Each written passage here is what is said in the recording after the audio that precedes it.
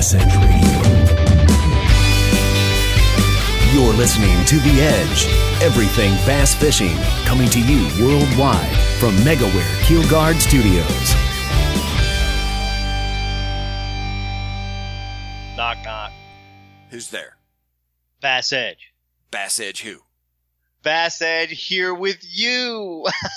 Hey, Aaron, what's going on? Dude, maybe I'm slightly delirious. I don't know, but I had to go with the knock knock joke. Welcome to the June 1 episode of BassEdge Radio. Kurt, that's what I appreciate about you. You just never know what's going to come out of your mouth, even after 353 episodes of At the Mic with you. Yeah, so keeps it interesting. And speaking of keeping it interesting in 353 episodes, every single one of those has been brought to us by Megaware KeelGuard, our great partners in Ogden, Utah, but of course the manufacturers of so many products that all of us owning personal watercraft, it basically solves a problem, Kurt. We've talked about it many times. First do-it-yourself keel protector, the battery guards, the flex step, skeg guard, so many things. So anyway, yeah. List goes on. It's hard to remember. Always coming out with new products too, so that's exciting. You know, they got something new, every now and then, and always some upgrades. So I really like that. Yeah, be sure to visit them at keelguard.com. Kurt, a lot of exciting stuff going on. I believe we had our first Wisconsin Elite winner, and not only did he win, it was a thrashing. It was a thrashing. Caleb Cuphall, 17-pound, 14-ounce margin of victory there at the BASS Elite Series on Lake Guntersville, the second largest margin victory ever in the Bassmaster Elite Series history. First would have been Patrick Walters, who has been a previous guest on our show. He had a 29-10 margin at Lake Fork just last year in 2020. So interesting stats there, Aaron, and congrats to Caleb. Also, shout out to Jason Abrams, now a two-time MLF Pro Circuit champion out at Lake Eufaula, knocked the door down, fishing up the river. Aaron, the river dominated over at Lake Eufaula. You would think late May, or I guess it was mid-May. I can't even remember. I'm still at a fog from how poorly I've executed my last three events. We had a talk about that. Rick Clunn actually had I'm kind of going on a tangent right now, but Rick Clunn had a post about tough tournaments and tough stretches. And I read it with heart to heart because I've had some tough tournaments and tough stretches. The toughest 3-tournament stretch in my fishing career, as a matter of fact, Aaron. But not dwelling on that, because what I really wanted to bring to attention at Lake Eufaula was that Jason Abrams went against the grain. Most of the top finishers, many of them fished up the river. And you would have thought Lake Eufaula, mid-May, brush piles, down lake. Not the case. So no, and Kurt, I want your thoughts on this, but I can speak for kind of the Missouri region. Things are late, and my experience has been in talking with other guys. For instance, there was a solo pro being a few weeks back now, but during practice, Bobby Albert, one of my good friends, he was there practicing and rolls in and practice water temp is in the low 60s. I'm leaving to go to Truman here next week for the upcoming MLF BFL event, and I anticipate the waters. Yeah. Yeah. Well, I don't know about sight fishing, but it's not going to be. I don't think they're going to be in a high recovery post spawn, right, to where they're keying in out on the brush piles. You'll probably have some out there, but when you're looking at those percentages or the masses that we're going after, just odd times. Yeah, it is. You take again, going back to that Guntersville event just last week, the Caleb and, crushed it there, flipping shallow. Typically, you're going to see some offshore bite toward the end of May at Guntersville, and there were fish spawning, guys seeing fish on beds. And so I saw Dylan Hayes, fishes the MLF Pro Circuit. To follow him on social media. He posted just a couple days ago a fish on a bed at Lake Ouachita in Arkansas. That's nuts. That's nuts. Yeah, it's almost southern. It's kind of mid Arkansas, kind of southernish Arkansas though, kind of mountainy, but still, it's Arkansas in late May. But neither here nor there. Keep that in mind, Bass Edge listeners, when you're going out fishing, things are behind all over the country, it seems. Keep that in mind when you're establishing your patterns, thinking about strategies before you hit the lake. So something to certainly take from a lot of tournaments and things that we're seeing out there on the water. Things are definitely, what do you say, Aaron? 2, maybe 3 weeks behind, maybe 2, at least 2, right? I would say 2 is a very safe bet for sure. Yeah. All right, well, great stuff there. So, Aaron, we've got a fantastic show coming up. Our Seg B, something a little different for this episode. Y'all hang in there, listen to that. It's going to be talking about some trolling motors with probably one of the best marine dealers in the industry to talk about that stuff. So y'all stay tuned for that. Yep. And right now, we're going to an awesome ProtectTheHarvest.com tackle tip. Y'all hang in there. Aaron and I will continue another great episode of Bass Edge Radio right after this. This episode's ProtectTheHarvest.com tackle tip with BASS Elite Series angler Bill Lowen. All right, guys, you heard me talk about the 3 bait selections that I would go with in that post-spawn funk, but we're going to touch on the line right now. To me, 3 baits that we're talking about is a swim jig, a finesse popper, and a frog. Those to me are baits that you're going to fish on braided line. I like Seagar Smackdown braid in the Stealth Gray. Typically for me, I'm going to run that 30 or 40 pound on my swim jig. I like a lighter braid than a lot of guys like because I want to get the most action out of that jig that I possibly can. On my top waters, whether that be the finesse popper or my walking style baits, I'm going to go with typically a 20 or a 30 pound braid on those. And then when you're up there in the junk throwing that big frog, that optimum frog, I'm going to go with a 50 pound braid when we're up there fishing in the junk. So remember this, if you're fishing those top waters and that swim jig, definitely go with braid. You don't want to use that fluorocarbon line where you get a lot of stretch because a lot of times those fish are in the junk and you need to get them out. So that's our tackle tip of the week. Awesome, Bill. Thanks for that tip. Brought to you by ProtectTheHarvest.com. First by land and now by sea. For years, Lucas Oil has been a staple in high-performance vehicles on both the road and track. Now, from the makers of Lucas Oil comes Lucas Marine products, specifically engineered for marine applications. Protect and lubricate your marine inboard, outboard, or high-performance boat with Lucas Marine Engine Oil or Lucas Synthetic-Based Oil. Learn more about the complete line of Lucas Oil and marine products. Visit lucasoil.com. Nitro Performance Bass Boats. Get pro-level performance with the Nitro Z18, the official boat of Major League Fishing. The Z18, with its nimble handling and versatility, sports many of the features in the larger boats in the line, like a Guardian Live Well, a heavily insulated cooler, dual 8-foot rod storage, and our smooth and fast NVT hull. Every Nitro boat is laid out to do one thing very well: catch fish. Enormous front decks, up to 45 square feet on the Z21, allow maximum mobility when battling unruly bass, and feature low-profile gunnels for ease of skipping, pitching, flipping, or landing fish. Nitro Performance Bass Boats, pure fishing machines.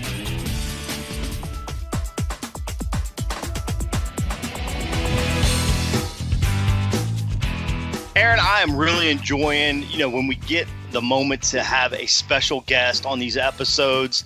People are going to be stoked to hear this one right here. Justin Russell from Russell Marine in El Dorado, Kansas, one of the ultimate sources for boating electronics, trolling motors, and any kind of boating equipment for that matter.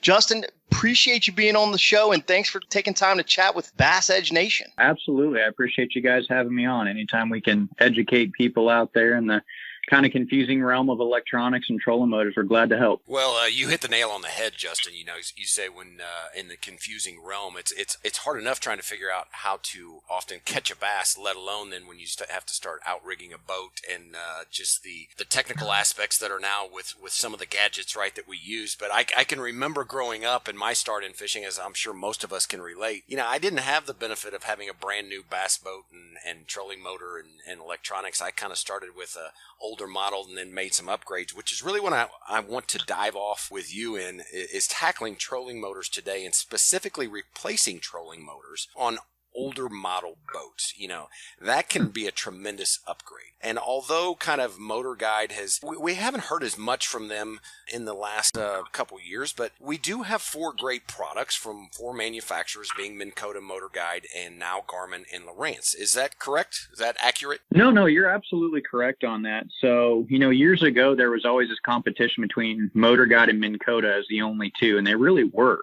Back in the day, you had some Johnson trolling motors, early on in the 90s.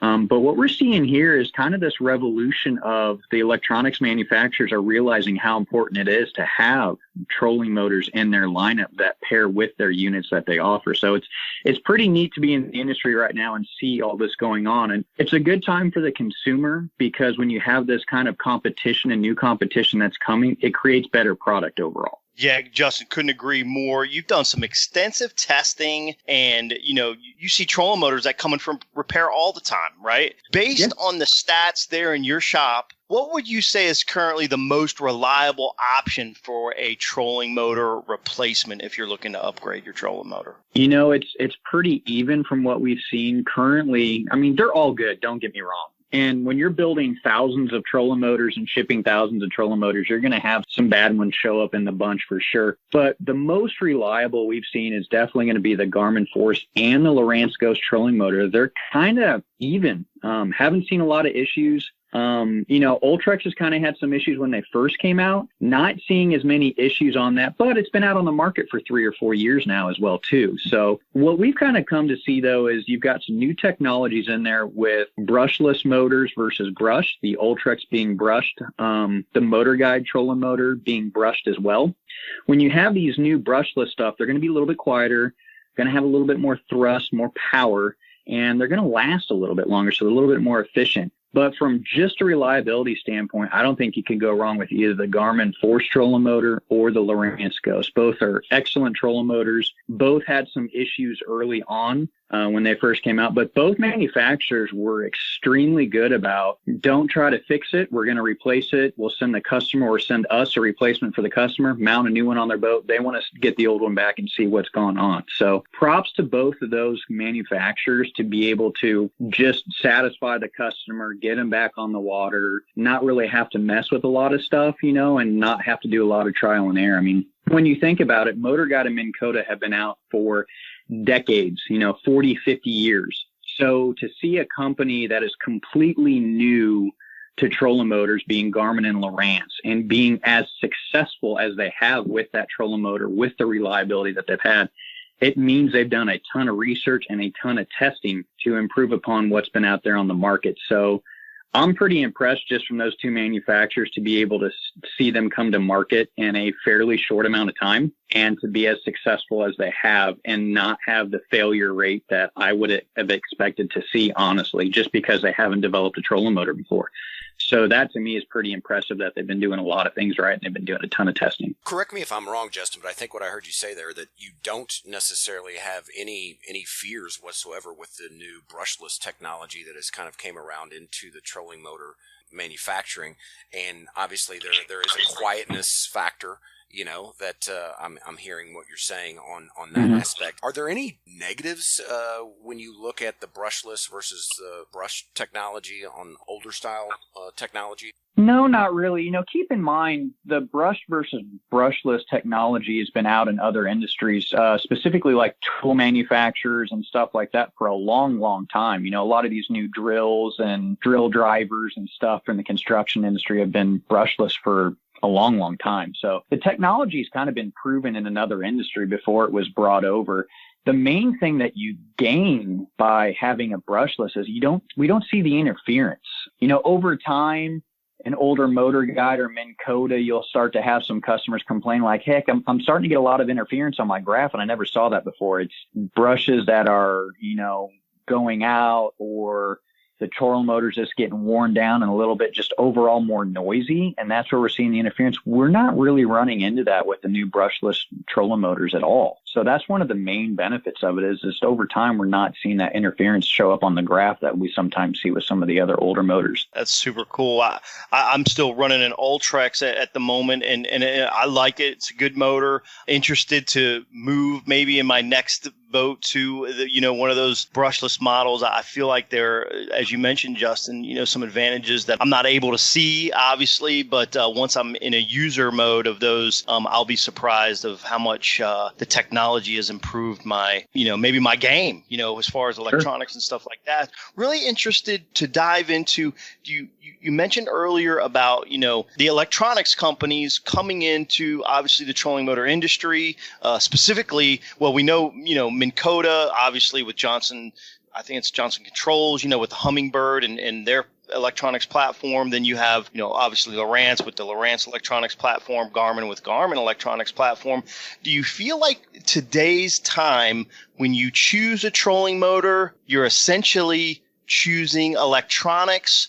Or do you feel like there is still movement within using some different electronics with other trolling motor manufacturers? That really depends on the customer. And how we drive that is, or how we gauge that is, are you happy with your current electronics now? And are you just wanting, say, a trolling motor that's going to hold you in place? That is a price dependent. So I truly feel that Motor Guide is kind of the oddball out here in the aspect that they do not manufacture their own electronics that pair up to the trolling motor. Now, they integrate with Lowrance for connectivity. They integrate with Garmin and Hummingbird for their transducers that are built into them. But it's still a pretty expensive trolling motor for what it is in comparison to a Lowrance and a Garmin, and it's still a brushed motor, much like the Ultrex is. I feel that with somebody starting over with a new boat, they would rather just have everything, whether it's all Garmin, all Lowrance, all Hummingbird, and Minn Kota on a boat. It's kind of the Ford, Chevy, Dodge question, but sure. I don't think a lot of people want to mismatch electronics and a trolling motor. That's just me. Good to understand the consumer standpoint, because you see that all the time. You are the go-to place, it seems. Let me throw this other question out there. As far as mounting the new trolling motors to older hulls, are you seeing any issues or concerns there with strength of fiberglass work to withstand the torque of these new motors? And also, the brackets are different, right? If you had the old Fortrex, then that's different. If you had the old Motor Guide mount, then that's different. Obviously, a lot of these new mounts, specifically the Garmin, is a much bigger style of mount. How is that as far as, consumers upgrading to this new technology for trolling motors and removing the old one, and how's that all come together? The great thing about a lot of these trolling motor manufacturers, props to them on this. This was something that I thought was very well thought of before they came to market. So when you have a trolling motor like the Lowrance Ghost, the bracketing is actually double cut, or double drilled, I should say. And what I mean by that is it will replace a Motor Guide trolling motor. It will replace a Minn Kota trolling motor and use the same hole pattern. So that way, if you're pulling off like a Fortrex trolling motor or a Motor Guide Tour 109, you're not going to have to drill other holes into the front deck of the boat. Or if you have to drill a couple, it's not a big deal to have a couple. You're not going to have a front of the boat look like Swiss cheese necessarily, like we kind of saw years ago and stuff. And, as we continue on in this industry, as boats, advance as well too, we don't see a lot of boats in the mid 90s anymore, at least through our shop. We see a lot of early 2000s still that come around, but most of those are composite decking now. They're not seeing a lot of wood in them anymore. So, if there's issues on the very front end, it's been something that's been going on for a while. I don't see it as a cause of replacing an older trolling motor with a new one. If the damage is already there, it's been done and been working for a while. The main thing that we see here, because of the cost of the electronics and trolling motors, more and more people are de-rigging their boats, taking their old stuff off their old boats, selling the boat either without something or with some older technology and installing it on their newer to them boat, maybe a newer used one, or their brand new one. These things are more and more an investment. And as the costs continue to increase, we're just changing them out on boats a lot of times as well, too, where we didn't see that in the past. A lot of people would trade their boats in or sell their boats with the latest stuff on it because they're upgrading all new. Now we're seeing the gap of people keeping that stuff a lot longer than what we used to, and they're just installing it on new boats. Yeah, good point there. And quickly before we go, you went right to where I wanted to go, and that is investment. Can you provide some guardrails on the cost for, a new motor installation? And then also, Sure. How difficult is the install for, let's say, a do-it-yourself? It's really not that bad. A lot of times the main thing people kind of get hung up on is just the wiring, and that's pretty direct as well too. But, unbolting and rebolting on the bracketing and stuff like that isn't that difficult. Where we see a lot of people kind of struggle is connectivity to their units, if they're trying to connect it to their units and networking and stuff like that. Or if they're going from like a 24-volt trolling motor to a 36, how do they do the wiring in the back for a jumper to add an extra battery?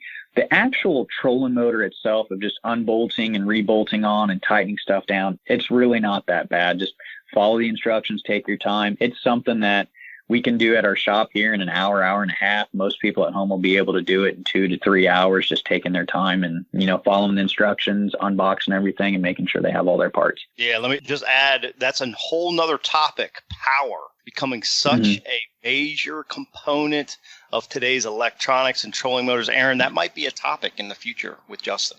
Yeah, I'm thinking Justin 2.0 is what I'm thinking. No, that would be great. That's a topic that we almost run into almost every day here with customers with issues. If you talk to any of the manufacturers, trolling motor manufacturers or electronics, 90% of customer issues that they have or complaints are due to installed incorrectly or not correct power to the unit itself. Very good to know. Well, before we get out of here, can you let listeners know how to tap into a lot of just your resources that I've been kind of the benefactor of watching several things, as well as, for somebody like me, I have no interest in trying to figure out how to do jumpers and that in the back of my boat. Leave that to the professionals like yourself. How can people find you? No, absolutely. We're on social media on Facebook, Russell Marine Products. You've got our website, of course, russellmarineproducts.com. And, of course, our YouTube channel. We've got a bunch of product reviews, comparisons, installations, and stuff like that. So that's on YouTube. It's Russell Marine Products. Yeah, great stuff. And I got to give a shout out to the YouTube channel there, because Russell Marine Products gets the equipment almost before anybody else, and they're able to put it on a boat and do a YouTube review. So a lot of times you get your information first right there from Justin at Russell Marine Products. Justin, thanks so much for being on the show. We've got to run. We've got a featured angler in our Lucas Oil Angler Spotlight coming up next. BassEdge, y'all stay tuned. Aaron and I will return in a moment. This is BASS Elite Angler Kyle Wilcher. This is Bass Elite Series Angler Bernie Schultz. This is BASS Bassmaster Elite Angler Stetson Blaylock. This is MLF BPT Angler John Murray, and you are listening to BassEdge Radio. You know the importance of protecting your investments, so why use anything else other than the original and toughest DIY keel protector for your boat, Megaware KeelGuard. Grinding sand, abrasive rocks, and concrete ramps are no match for our exclusive contoured edge and patented technology. Megaware KeelGuard keel protectors are made tough and made to stick. Their do-it-yourself installation takes less than an hour, providing the longest-lasting, most dependable keel protection for your boat, guaranteed for life. Developed specifically by boat builders offering the best keel protection in the industry. Also from Megaware KeelGuard, Skeg Guard, Flex Step Pro, and Pontoon Guard. So give your boat the performance edge. Put on the protection the pros pick. Megaware KeelGuard.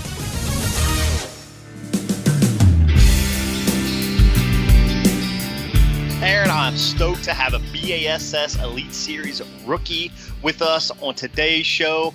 Aaron, this young guy, he's a great fisherman, but also he's in the tackle manufacturing industry as well, so that's super cool. We're going to chat with him today about that, but we're going to get right into it, and welcome to the show, BASS Elite Series Angler, KJ Queen. Thanks for hanging with us on BassEdge, KJ.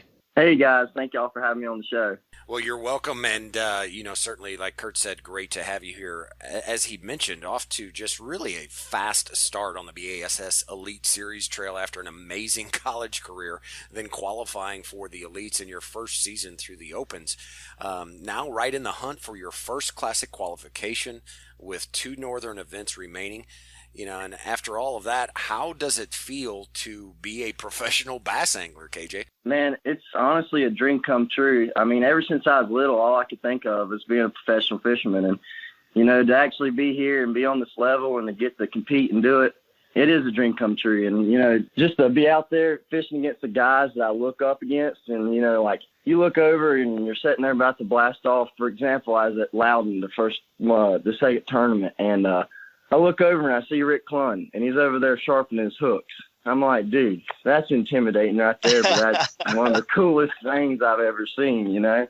It is awesome. Definitely a dream come true. Did you feel a lot of pressure going into this rookie season, or, you know, did you feel like there was going to, you know, you had some time to feel some things out? You know, kind of what was your mental feel coming into your first Elite Series season? You know, it was definitely a little nerve-wracking, you know, at first, the first one or two. And then, you know, I had a good finish there at Pickwick, and you know, I kind of got things, you know, at the Sabine kind of got me going with like a top 10 there. And yeah, I kind of got to look at it as it's intimidating, but they're just same guys like me and you.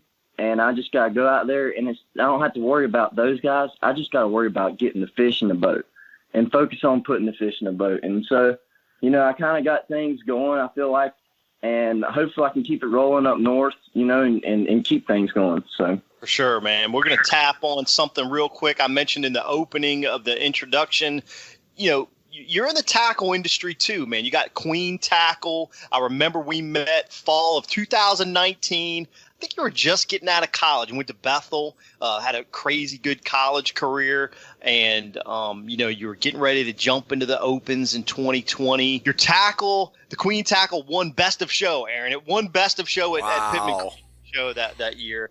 And that was really cool and always stuck to me. And KJ was such a nice guy, and he had a buddy there helping him work the show. And it's a family business. His dad's into this thing with him, you know, with this Queen Tackle. Man, KJ, how tough is it trying to be in the tackle manufacturing business, dealing with, you know, obviously we haven't had many shows through the COVID process, but dealing with, you know, wholesalers and retailers and opening up shops and doing that kind of stuff, still, you know, working to concentrate on your fishing. And how is that whole process kind of merging together for you? You know, it definitely is pretty tough being on the road, being gone. When I'm home, it's work, trying to get caught back up. But I still focus on fishing, and, you know, I couldn't do it without the help of my grandma. Man, she helps us out tremendously, and we have some friends that also helps us out with the tackle business when me and Dad, you know, Dad also fishes the Bass Opens as well. Hey, and let me shout out to Dad. Finished third at the James River just recently. How cool is that? That is awesome. I was pulling for him, man. I was hoping he'd pull it off. He almost had it, but, you know, I'm proud of him. He's going to go ahead and fish the rest of the Northern Open, so I'm hoping that, you know, he might have a shot at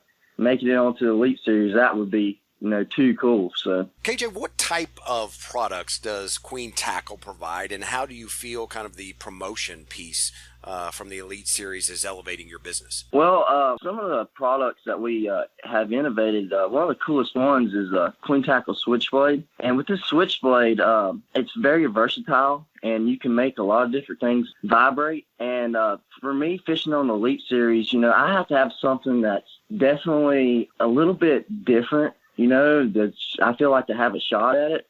And the Switchblade, adding it onto our tungsten jig, whenever it hits that head, it gives a whole different sound. And I believe that I compete with these guys using my own product, and being able to use my own product and compete with these guys helps me promote my own business even better, because, you know, I'm using my own product to catch the fish that I'm weighing in. You know, I can't promote it any better than that. So, yeah, that's right. And, you know, with the business and I got a van that I'm actually been staying in, traveling with, and I got, you know, Queen Tackle right on the side of it and got it on the boat. We can definitely tell the sales have went up, and it's definitely increased the health of our business. And, you know, the Elite Series, you know, definitely has elevated it, and I'm hoping to get a win one of these days and definitely elevate the business. So tell me, you know, more about Queen Tackle and some of the products. You know, the Switchblade, you mentioned about putting that on a jig, basically creating a vibrating jig. Correct. And so one of our coolest products that we have also is our hammerhead jig, which is basically like our ledge style jig. But what we have in it is a 6/0 hook and a rattle built inside the head, a tungsten rattle. So we also take the blade and put it on that jig as well, and it gives a little bit heavier thump to it. It also has a rattle in the head, so it gives a little extra rattle. So it gives a different sound, a different profile than most other vibrating jigs. you also, what's really cool is we have it built into a shaky head, which is our hammer shake, and it's a rattling shaky head. So any type of pressured fish that you can't get to bite sometimes, it's on a on a ledge or on a hard spot or anywhere that's fishing docks or anything, and that just not wanting to bite. One of my favorite things to use it for is actually bed fishing. That fish is sitting there on the bed, and you pull it up to it, and you just shake it a little bit, and that little bit of rattle, not much, just a little click, just like a little bit of a crawfish, is just enough to make that fish trigger and bite. I've seen it time and time again where you could flip, different things, a jig, or you could flip a regular shaky head over there, and that fish not react nearly as much. As soon as you flip that hammer shake and start rattling it, that fish will get triggered and decide to bite. And cool. I'm really excited about one of our newest products that we just come out with is the peanut jig, which is our finesse jig that I actually got a couple buddies that's been fishing with it up north, using it on a couple different lakes, and they've been smashing them on it. So I'm hoping for that northern swing, I can take that little finesse jig, that little tungsten finesse jig, and trim it up and put some big smallies in the boat with it. What are some of the advantages of tungsten that you're seeing through your manufacturing process? I think the hammerhead is lead, right? But the other two jigs that you've got are tungsten. Is that correct? They're all tungsten. They're all tungsten. Okay. Correct. We also make we do tungsten weights and tungsten swing heads and regular shaky heads as well. But so one of the coolest things about tungsten, so it's like 40% denser than lead. So whenever you hit anything hard, any rocks, any shells, that tungsten's always clicking. It always has that little bit of an extra click to it. And then whenever it hits these things, you can feel it. You get the extra sensitivity out of it as well. So a fish in his, naturally, a crawfish, when it crawls across the bottom or whenever it clicks its tail, it has that little bit of a click to it. So whenever you hop a jig, or like say our hammerhead, it has the rattle in the head. You can get out on a deep ledge. It's getting that time of year where they're getting out to them deep waters. You can take that jig and stroke it up off the bottom. That big head, whenever it comes back down, hits the bottom, hits that shell, it's clicking, it's knocking, it's got a rattle in there, it's shaking. It's just something extra that not a normal jig has. And that's what makes the difference in, making fit. I feel like it's helped me out and made a difference from my dad also as well. He won Co-Angler of the Year in the Opens last year. That's why he's actually fishing the Opens this year. And I believe that it's definitely made a difference just by using tungsten, just by getting a few extra bites. And a few extra bites, the difference in fishing. Well, let's shift gears a little bit, KJ, because I totally agree with everything that you just said. And it's interesting because it ties into kind of your area being from, Catawba, North Carolina. It's a pretty special area. I'm curious to know kind of what is so special about the area you're from. And, Catawba, North Carolina is your hometown. And if you drew a triangle from your area down to, let's say, Greenville and swing south to Santee, there's not a lot. There's just, that is a stacked area of amazing anglers in that region. It is. It truly is, man. Honestly, you'll pull up to one of the tournaments down there, and I look over, and about half the guys I fish with on the Elite Series, there's fishing the little local night tournament I'm about to go fish. Right. You know what I mean? Like it is like it's there's Hank, Shane Lineberger, Shane LaHue. There's several of them. I can keep on naming them all off, but honestly, dude, all the tournaments that we pull up to at the house, you look and half the guys that show up, they're either a local pro or a traveling pro or, just a stick, one of the two. So you got to bring your A game, definitely. And that goes for, all the way down into South Carolina and all them other lakes. Like you have a CBC or something like that, and them guys know how to catch some fish, no doubt. Can you pin it on what's going on in that area? Is there something in the water, or what do you think it is that? Man, I think what it has to do with, I don't know if this is true or not, but a lot of times I feel like the areas that, if you look where really good anglers come from, are areas that have places where a lot of fish are caught. So like if you look at places like that's a really, really tough areas that people don't really catch many fish, maybe one or two when they go out. There's not as many anglers coming from that area, but look like a Texas, like that place produces professional anglers as well. And it's, it pumps out fish constantly. It's places that people are always catching fish. And the lakes that we have around the house are just chock full of fish, and people are always constantly catching fish. And I think the more fish you catch, the better you get. I mean, you get the bite, you get the feel. Every fish, it makes you a little bit better. Everyone tunes you in, basically. So, like, I just feel like the areas that you're from, if you have more fish catching, is basically the areas that's going to produce your better fishermen. That's a great point. I've asked that question to a few different people. No one's quite explained it as well as I think that you just did. And so folks out there, BassEdge, especially young anglers, take the plunge, get somewhere where you can get a lot of bites, catch a lot of fish. It's going to lead you on a path maybe similar to KJ's, man, because it's definitely helped. You're right behind Brian New in the Rookie of the Year race, KJ. Are you watching the points closely? Is it going to affect you fishing these final events of the season? What's your thought process about, obviously, Classic qualification, Rookie of the Year race, 2 events remaining to go? Man, I'm fired up, and I'm trying to hunt down old newbie. I'm wanting to catch him bad. I'm definitely watching them points close, and man, I'd love to make it to the Classic. That'd be a dream come true for me, and and to win that Rookie of the Year, that would also be a dream come true, man. I mean, I'm close. I'm right there, like 8 points behind. I'm right there at it, so I just gotta stay in it. Keep fishing hard. Don't let the pressure get to me. I'm just gonna focus on, go up there and go catch some big old brown fish, maybe some green fish too. So just try and go out there and put them in the boat. It's gonna be fun to watch, man. We're gonna take a short pause in the action. We're gonna power pole down. Y'all stay tuned. BassEdge Radio will be right back with more from KJ Queen, chatting about his favorite early summer bassing techniques. Y'all stay tuned. Patented in 2000, perfected over years of testing and real-world punishment, the Power Pole is the ultimate shallow water boat positioning tool. Swift, Power Pole deploys in seconds from anywhere in your boat. Virtually silent, Power Pole won't spook wary fish. Secure in strong currents or gusting winds in up to 8 feet of water. Engineered to take it with a lifetime unconditional replacement guarantee on the spike. Power Pole, swift, silent, secure. Visit powerpole.com to find a dealer near you.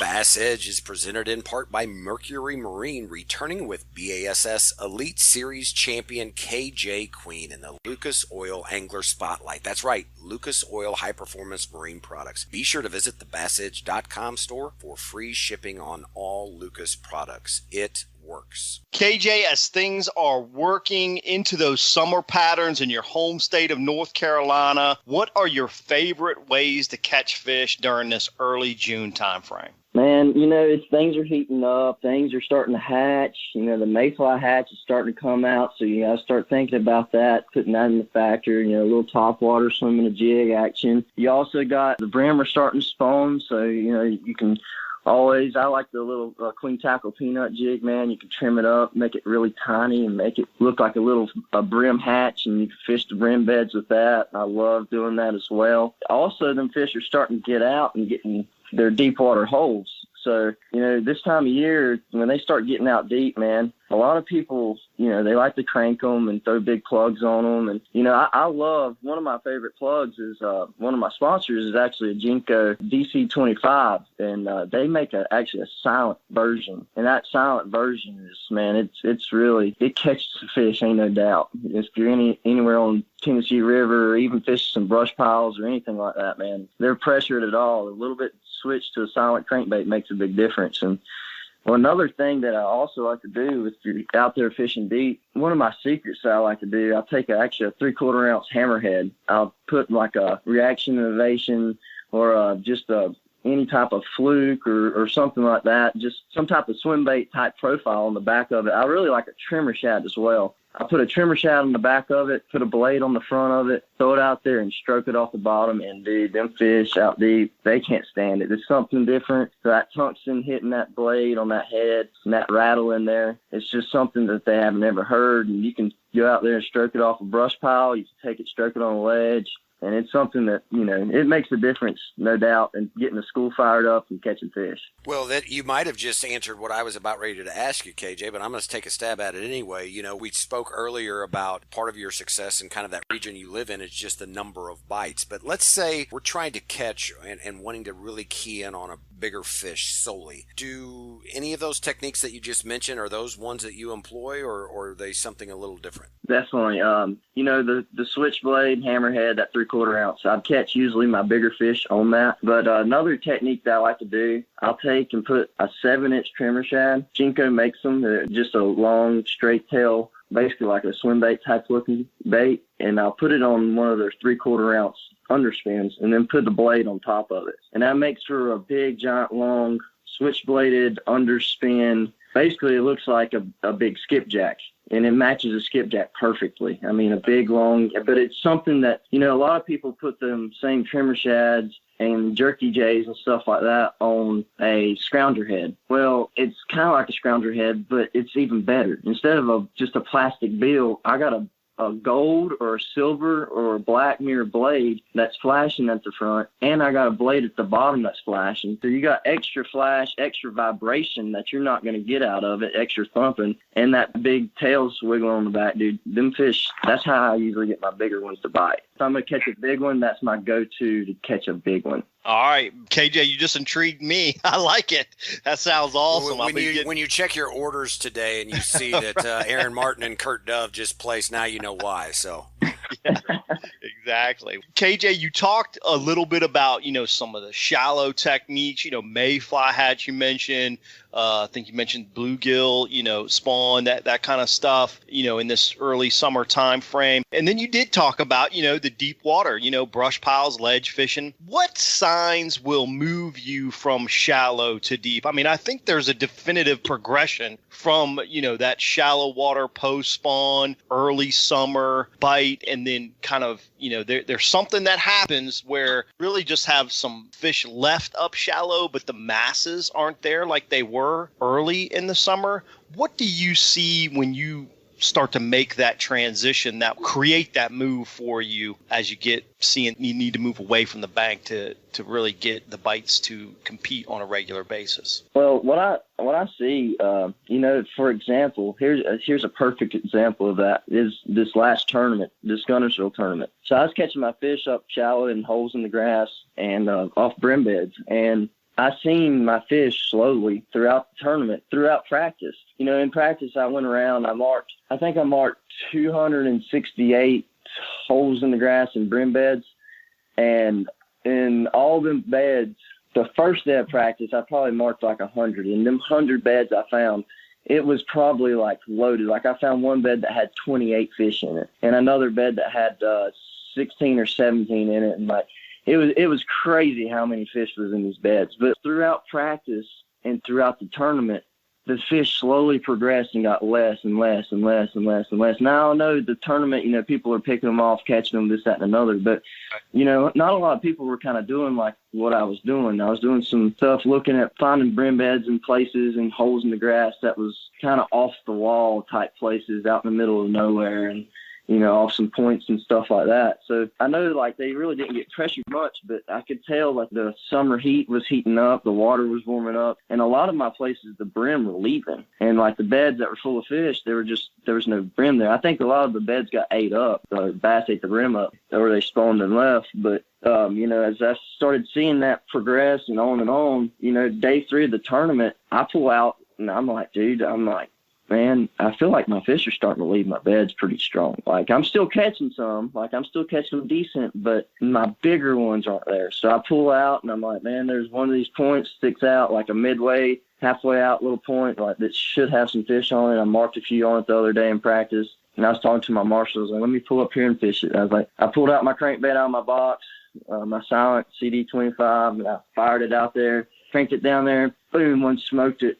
And pulled on it, she pulled off. I'm like, dang it. I was like, man, I know they're there. I fired back out there, cranked it down, locked into one, popped it in the boat. It was like a 3.5 pounder. I was like, all right, sweet. I called out a 2 3/4 for like a 3.5. I'm like, sweet. I know there's some bigger ones out here deep. So I started fishing out there deep, trying to get something going, but I never could really get nothing going. Still went back to my brim bed, still caught some more fish, but they weren't as big. So I kind of went back out deep. But by that time, it was into the tournament, so it was over. But them fish were on their way, and I feel like I could tell by the guys that were, some of the guys catching fish like Paul and Nick and Zaldane. I was talking to them in line, and they were saying, man, the fish are getting out there. There's more and more coming. it's like, and I could tell they're leaving the beds at the same time. Like there's more and more, leaving the beds. So one question I do have, and Kurt, you can chime in on this too, because I'm sure there's differing ways to do this, but you had mentioned, KJ, you marked 200 and some beds. So when you pull into a lake like that, right, and you've got those beds marked, when you leave that event, do you go through and delete all those waypoints, or how do you keep all of that straight within your electronics? Well, actually, I got them on a separate card. Well, I actually had a different unit and then used a different unit and then took it off that unit, and I'm going to use it and put it back on a separate unit, if that makes sense. But, so essentially, big story is you're still keeping all those waypoints and you're just dropping. Yes. Every place that I marked is going to be a place that I go back to Gunnersville in the fall time, in the winter time, and in the springtime, and I can catch them off all them hard spots, because all it is hard spots and shell beds. So every one of those places is a place that I can catch a fish off of. So I just marked 260 places I can go back and catch a fish in the spring or in the fall. There you go, Aaron. Waypoint management, critical aspect. Good stuff. KJ, man, it's such a fun interview. It's time for a listener question. This segment brought to the program by Nitro Performance Bass Boats. This question was sent in by Cameron Dunnington from Louisiana. And figuring that you got some spotted bass over there in the Carolinas, thought you could help Cameron with this question. What are tips to help find spawning spotted bass, either Alabama strain or common northern spots?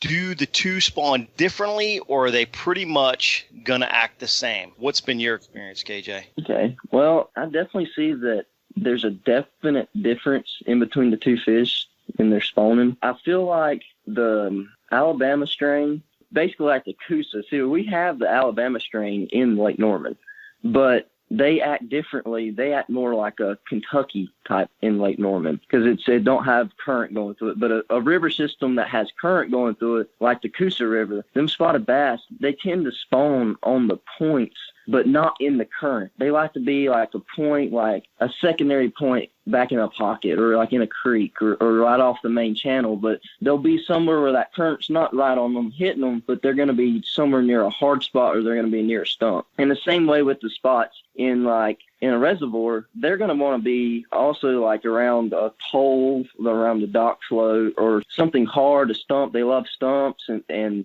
something of that nature, something hard to spawn around and have shade at the same time. They also like things that's vertical as well. But as long as they have something to spawn around, they'll spawn around it on the main channel. They'll spawn back in a creek. They don't care. As long as the current's not hitting them, there's no current on them, they'll lay their eggs anywhere. They'll spawn out in the middle of the lake on a little rock island. It don't matter where they spawn at. As long as it's got a hard bottom, them spots will spawn on it. So it sounds to me like your thought process, which I couldn't agree more, is that if there's a hard spot, that's where they're going to be. If you're talking, Cameron asked about the Alabama strain, obviously you're looking at more of a current situation in those type of fish in those geographic regions, and they're going to definitively move out of the current, not necessarily way back in a pocket or anything like that, but some kind of hard spot, maybe close to the mouth of where current is original, which is their primary living habitat. Whereas if you take a lake like Norman, they could be anywhere, on a dock in the back of a creek, on a dock on the main lake, on a point on the main lake, next to a brush pile on the main lake. But the critical thing, it sounds like, hard bottom is the player. Yep, correct. Hard bottom and structure. Some type of structure that they can get around is the key. Out of both places, if you can find stumps, that's definitely the key player. If you can get a stump, there's going to be a spot on a stump.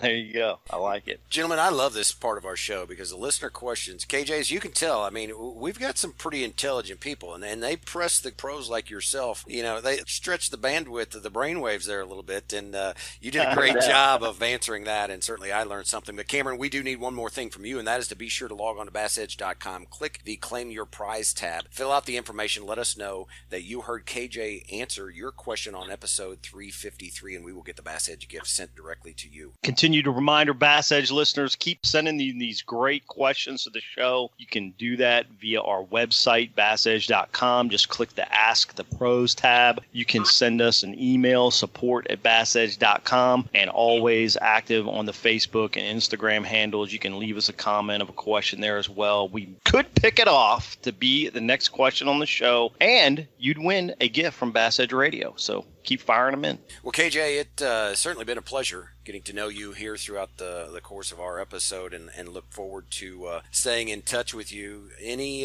final remarks or things that you want to leave Bass Edge Nation with as we begin to shut this episode down? Man, I just appreciate y'all guys having me on the show. And, I really I had a good time talking with y'all. And one thing I do want to throw out there, Queen Tackle, check it out, queentackle.com, and use KJ Queen 20, all caps, and get 20% off on your next order. Well, there you go. Wow. Can Kurt and I use that too? Is that... Hey, sure. All right. We own it. All right. Awesome, KJ. Thanks for offering that to the listeners. And I'm sure anybody that can log on will take advantage of that. And super appreciate, again, taking time out to be on today's show. I know your schedule is really, really busy. Look forward to seeing you again somewhere down the road. And obviously wishing you the best of luck on the remaining 2021 BASS Elite Series season. Look forward to seeing you in that classic qualification and hopefully, Rookie of the Year. Knock it down, bro. I appreciate it, guys. Y'all hang tight. Bass Edge Nation, we will be right back in just a moment. You know the importance of protecting your investments, so why use anything else other than the original and toughest DIY keel protector for your boat, Megaware KeelGuard. Grinding sand, abrasive rocks, and concrete ramps are no match for our exclusive contoured edge and patented technology. Megaware KeelGuard keel protectors are made tough and made to stick. Their do-it-yourself installation takes less than an hour, providing the longest-lasting, most dependable keel protection for your boat, guaranteed for life. Developed specifically by boat builders offering the best keel protection in the industry. Also from Megaware KeelGuard, Skeg Guard, Flex Step Pro, and Pontoon Guard. So give your boat the performance edge. Put on the protection the pros pick. Megaware KeelGuard.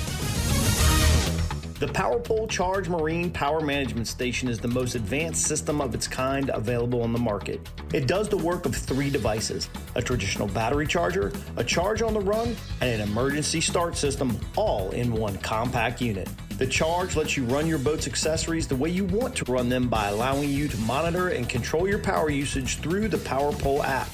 It automatically devotes power to the batteries that need it the most for maximum efficiency. The new Charge from PowerPole. Power where you need it, power how you need it, power when you need it.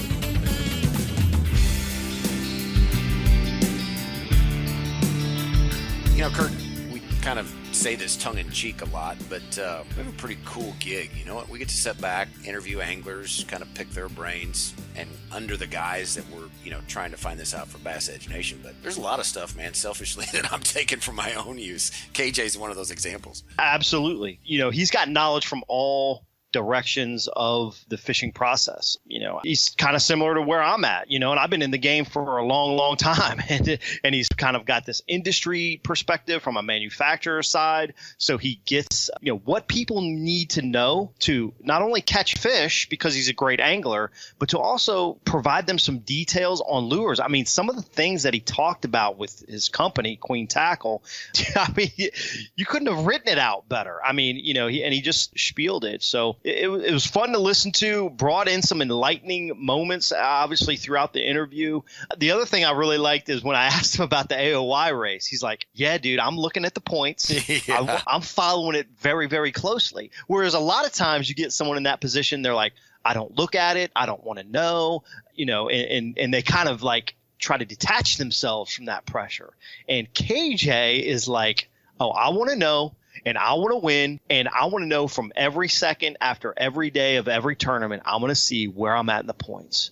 I think that's killer. There's a certain confidence, that comes with that approach, and it's the abundance mentality versus the fear mentality. So very good. Well done. Appreciate you tracking him down, and I love seeing and talking with all of the new people that we've had and the up and comers. And that's really the Bassmaster Elite Series, man. These are the guys that are fishing the highest level on the BASS side that are killing it over there. We've had a lot of them on the show recently, and they're fun to get to know more of. A lot of these guys are newcomers to the sport because they are just flat out young. And there's some wily vets over there too, and you look at those wily vets at the weigh-in line, and they're looking at these guys with their bags that they're bringing in, and they're like, I'm young. You just see Hackney looking over his shoulder and be like, are you kidding me? Exactly. All right. Well, great episode, and certainly it has been chocked full of information as always. Additional information can certainly be found on BassEdge.com, where a lot of articles, videos, things like that. But certainly all the products. Jay McNamara's new, updated, book, "The Psychology of Exceptional Fishing," Pure Clean, the BassEdge apparel, and certainly continue that on to BassEdge social media. In the meantime, everybody enjoy their upcoming 2 weeks. Don't forget to wear life jackets. A lot of boats out on the water. Safety is a priority. Sunscreen, stay safe. And until next time, for Kurt Dove, I am Aaron Martin, and the rest of the BassEdge crew, we look forward to joining you on the next episode right here on BassEdge Radio. So long, everybody. The Edge is presented by Megaware KeelGuard. For more information on BassEdge or to shop at the BassEdge online store, visit BassEdge.com. And be sure to join Kurt Dove and Aaron Martin right here on another episode of The Edge. Brought to you in part by Nitro Boats, Lucas Oil, ProtectTheHarvest.com, Mercury Marine, PowerPole, and Transport Graphics.